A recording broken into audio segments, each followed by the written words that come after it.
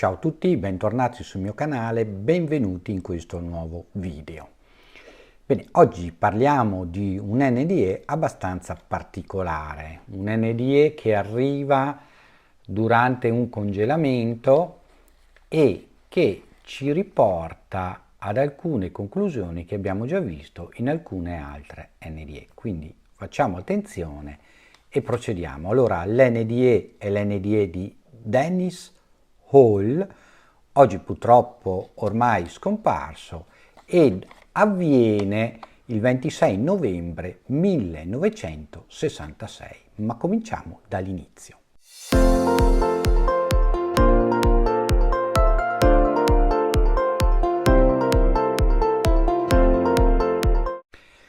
Dennis Hall all'epoca aveva 26 anni e si era attardato nell'imbarcarsi sulla sua nave, dove lui faceva il marinaio ormai da tempo, per festeggiare con la famiglia il ringraziamento. Dopo aver festeggiato il ringraziamento, quindi aver passato le vacanze in famiglia, assieme a un caro amico, John Grow, si attardano, quindi non riescono alla partenza a essere sulla nave. Avvisano il capitano Arthur Crowley, il quale gli dice che avrebbe fatto la prima tappa a Windsor, in Ontario, per fare il carico di carbone e quindi loro si dovevano precipitare lì, altrimenti avrebbero perso il viaggio, ma anche tutti i soldini e i bonus che avrebbero preso poi per le feste di Natale e per la fine dell'anno.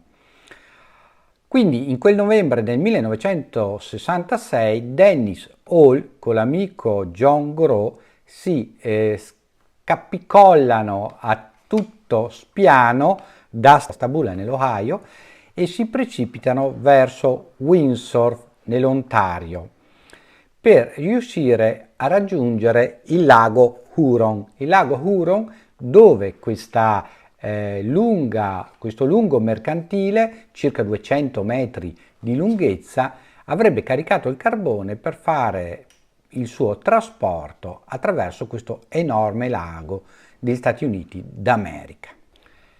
I nostri due ritardatari, quindi il nostro Dennis Hall assieme a John Grow, riescono a raggiungere proprio al pelo la nave che stava per ripartire da Windsor, appunto abbiamo detto sul lago Huron. Quindi saltano sulla nave e finalmente l'equipaggio di 29 persone della Morel, perché così si chiamava la nave, che era intitolata a Daniel J. Morel. Riescono quindi a salire sulla Morel e la Morel finalmente con l'equipaggio al completo parte sul lago Huron. Il lago è comunque in tempesta e il capitano Crowley, Arthur Crowley, già si sentiva con altre imbarcazioni che stavano facendo trasporti sul lago per cercare di capire che rotta era meglio affrontare, visto che questo lago è così grande che sembra un piccolo mare, per evitare questa tempesta che stava diventando sempre più potente, sempre più rinforzata, e quindi se c'era la possibilità di evitarla o prenderla, insomma così, sul limite, quindi non prendere il pieno della tempesta.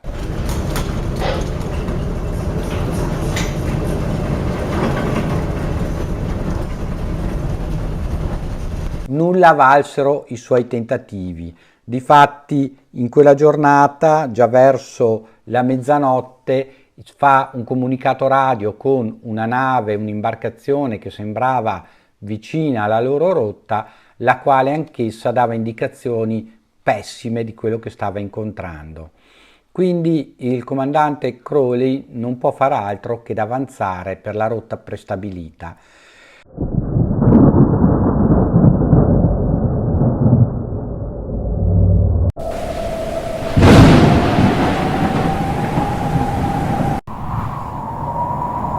Consolato dal fatto che comunque questo tipo di navi e questo tipo di tempeste non era la prima volta che si affrontavano a vicenda e il comandante Arthur Crowley aveva già esperienza e quindi sapeva che avrebbero ballato parecchio forse si sarebbe rotto anche qualcosa, ma che comunque la nave avrebbe retto la tempesta, come sempre ha fatto.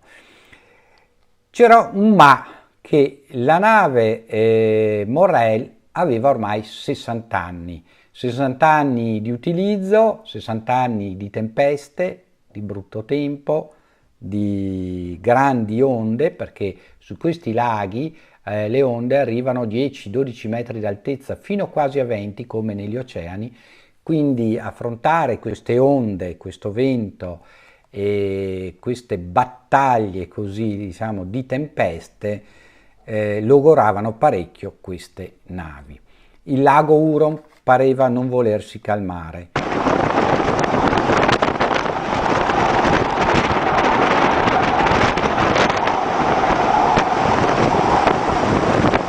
Ciò nonostante, il nostro Dennis Hall era andato a dormire, era abituato alle tempeste e quindi era abituato a dormire con qualsiasi tempo. Era un giovane ragazzo di 26 anni, temprato sulle navi mercantili. Succede che alle 2 di notte viene svegliato con un sobbalzo. Non capiva quello che stava succedendo. Improvvisamente un pang, proprio un'esplosione, sembrava colpire la nave. Subito Dennis non si preoccupò, pensava a un boccaporto che fosse saltato, succedeva spesso durante le tempeste.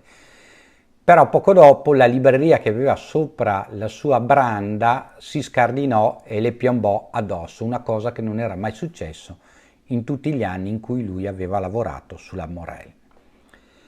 Quindi cercò annaspando in boxer, di andare a accendere una luce, ma la luce non rispose. Si mise prontamente il giubbotto di salvataggio e si recò verso il corridoio.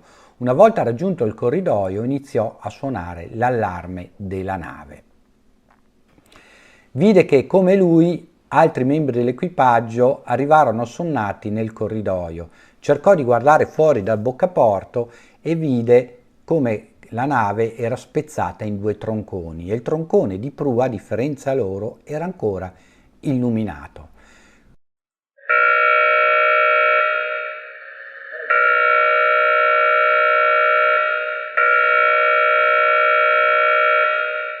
Quindi cercò di prendere dal suo armadietto il parka di lana e se lo mise sopra il giubbotto salvagente perché non aveva tempo di fare altro e assieme agli altri si recò alle scialuppe di salvataggio. Il tempo di aggrapparsi assieme ad altri 3 a una scialuppa di salvataggio e la nave cominciò ad affondare. Quindi si sganciarono alla bene meglio e precipitarono in acqua. L'impatto con l'acqua però lo sbalzò fuori dalla scialuppa, appesantito dal suo vestiario, ma sollevato dal salvagente che aveva sotto, riuscì comunque a galleggiare e quindi cercò con tutte le forze che aveva in corpo, affrontando un'acqua gelida, di riraggiungere la scialuppa, che era poco più che una zattera con una specie di tenda sopra, una zattera di legno. Riuscì ad agganciarsi e fu portato a bordo della scialuppa. Lì cominciò un lungo travaglio. Il tempo era veramente pessimo, non avevano molto su cui agganciarsi se non le travi appunto di questa scialuppa e il freddo era fortissimo. Cercarono comunque di consolarsi gli uni gli altri, che prima o poi qualcuno li avrebbe trovati. Ciò nonostante però si dissero anche che la Morel non era riuscita a lanciare nessun allarme, quindi come avrebbero fatto a trovarli visto che non era stato segnalato l'affondamento della Morel? Divenne un problema cercare di sopravvivere, cercare di mantenersi caldo. Tutti loro battevano i denti nonostante ci fosse chi era molto ben più coperto di Dennis. L'unica speranza per loro era di riuscire ad arrivare verso riva. Essendo comunque un lago, sebbene enorme, prima o poi i venti e le correnti avrebbero portato la scialuppa ad arenarsi sulla riva da qualche parte. Ciò nonostante passarono una notte infernale. Alla mattina uno di loro era già morto per il freddo. Gli altri due si battevano assieme a Dennis cercando di rincuorarsi, di dire ma era il più anziano, non stava tanto bene, il freddo, il coso.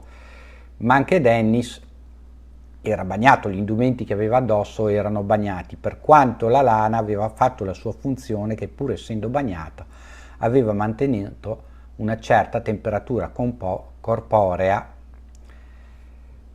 a Dennis. Dennis Hall cercava da parte sua di confortare gli amici. Aveva sete, iniziò a piovere, a diluviare, poi si fermò, poi iniziò di nuovo una tempesta, sembrava neve, non si capiva. Le temperature calarono ulteriormente e loro non capivano più se era giorno o se era notte, tanto che la tempesta e l'oscurità data dalle nubi molto basse impedivano di capire questo. Erano già stremati, erano passate poco più di 20 ore. Stava tornando la sera e con la sera il freddo, la fame, non ce la faceva più. Dennis aveva sete, voleva bere. Improvvisamente cercò di chiamare gli altri due compagni, in quanto lui era sdraiato per terra sulla scialuppa e in seguito al fatto che quando l'avevano tirato a bordo aveva preso delle botte, faceva un po' fatica a star seduto bene perché aveva dei dolori al fianco, dei dolori a una gamba. Quindi era sdraiato sul pavimento. Si rivolse verso l'altro e cercò di chiamare i suoi due compagni rimasti vivi. Nessuno dei due gli rispose. Entrambi sembravano morti. Se non che il più giovane gli rispose qualcosa, cercò di alzarsi in piedi e gli cadde addosso, morto, fulminato. E quindi Daniel Hall non seppe più cosa fare. Sentiva solo stanchezza, voglia di abbandonarsi, ma sapeva che se si fosse lasciato addormentare sarebbe morto. Aveva sete, eravamo ormai a metà della seconda notte, aveva molta sete e cercò di staccare del ghiaccio dai vestiti del compagno che gli era caduto addosso per mettersi in bocca una di queste stalattiti di ghiaccio che si erano incrostate sul giubbotto salvagente del compagno. Se lo avesse fatto sarebbe morto perché avrebbe abbassato ulteriormente la temperatura interna del corpo che era già al lumicino per poter sopravvivere. Successe che improvvisamente, così lui ci dice, gli apparse un uomo con una lunga barba bianca che gli disse di non farlo e quindi non lo fece. Dennis non-Farlow. Dennis non-Farlow. Dopo un paio d'ore circa provò di nuovo a farlo e ancora gli ricomparse questo uomo con la barba bianca che gli disse di non farlo e ancora non lo fece. A questo punto però il torpore ebbe la meglio. Vediamo cosa ci racconta Dennis di quello che successe. Si sentì come fuori dal corpo, vide la imbarcazione, vide la loro scialuppa che ondeggiava sulle onde e si sentì sollevare e fluttuò attraverso quello che lui ritenne fosse un tunnel buio e arrivò in un giardino meraviglioso, un giardino splendente, dove incontrò la sua defunta madre, che gli fece segno di seguirlo. Lui seguì la mamma su per una collina bella, bellissima, verde, dai colori indescrivibili. E sulla collina ritrovò tutti i suoi compagni, tutto l'equipaggio della Morel. Hall disse che erano tutti felici di vederlo, ma allo stesso momento tutti in coro insieme gli dissero che lui doveva tornare indietro. Lui non voleva tornare indietro, anche perché finalmente non sentiva più dolore, non sentiva più freddo, era lì, li aveva ritrovati, erano tutti belli, contenti, sorridenti, quindi non voleva tornare indietro. Aveva sofferto così tanto su quella specie di zattera, perché era una specie di zattera più che una vera e propria scialuppa, ed era una zattera aperta con questo tendalino che ormai era tutto sbrindellato, strappato dalla tempesta, e quindi non voleva tornare, ma l'equipaggio insistette e lui si sentì risucchiare verso il basso. Si risentì nel corpo, tutto dolorante, intirizzito dal freddo, coi brividi che lo sconvolgevano. Pensò che ormai comunque fosse giunta la sua ora, ma non aveva più nessuna paura, perché dopo quello che aveva visto sapeva che avrebbe ricontrato la sua mamma e anche tutti i membri dell'equipaggio che lo avrebbero accolto ancora una volta sorridente. Ma mentre pensava a questo, nel frattempo era passata circa un'ora dalla sua fuoriuscita dal corpo, almeno così ha calcolato lui, sentì un rumore particolare, e la zattera, la scialuppa, si era nel frattempo arenata vicino alla riva, sebbene ancora galleggiante sull'acqua. Questo rumore era un elicottero della Guardia Costiera che, messo in allarme dalla nave che li aveva intercettati via radio quasi 2 giorni prima, ormai perché erano passate circa 40 ore, era andato alla ricerca della Morel e aveva visto dei relitti. Morel fu quindi tratto in salvo, ma nel primo momento l'equipaggio dell'elicottero non pensava neanche che fosse vivo, perché ovviamente sapevano tutti che con quel freddo e per il tempo che era rimasto esposto nessuno sarebbe stato vivo, e quando videro una manina che cercava di salutarli pensavano che fossero le onde del maltempo che agitavano il corpo del malcapitato. Invece poi, avvicinandosi, capirono che era proprio lui che si muoveva ancora. Lo trassero in salvo. I medici dell'ospedale dove lo portarono non si capacitavano come potesse essere ancora vivo Dennis Hall. Gli amputarono un pezzo del piede sinistro, in quanto era tutto congelato e non più ripristinabile la circolazione. Questa è la storia di Dennis Hall, unico sopravvissuto su 29 elementi dell'equipaggio della Daniel J. Morel. Bene, ancora una volta abbiamo incontrato un NDE particolare, un NDE improvvisa, giunta a un ragazzo giovane di 26 anni che sicuramente pensava a tutt'altro che alle cose spirituali o alla vita dopo la morte. Tutto ciò avvenne il 26 novembre 1966. Scrivetemi qua nei commenti cosa ne pensate, iscrivetevi al canale, mettete il like, condividete il video su tutti i vostri social, che è un grande aiuto che potete fare per me. Ci sentiamo in un prossimo video. Ciao a tutti da Ermanno.